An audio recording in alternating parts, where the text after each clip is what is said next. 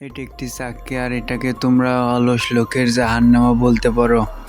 মরার আগে যারা অলস করছে তারা সবাইকে এখানে ধরতে হবে, দিতে হবে, আর যদি বাঁচার লেগে পানিতে ঝাঁপ মারে তাকে মাছ খেয়ে ফেলবে।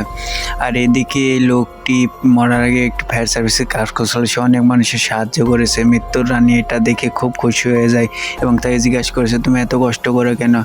সে বলে যে টাকার জন্য। কথা শুনে মৃত্যুর রানীর মুখের হাসি উড়ে যায় এবং তাকে শাস্তি দেয়, কারণ মৃত্যু মরার পরে টাকার কোনো দাম ছিল না। এইদিকে এই ব্যক্তি এসে তাকে বাঁচিয়ে নেয় এবং মৃত্যু রাজাকে তার আর একটা জীবন দেখানো হয়।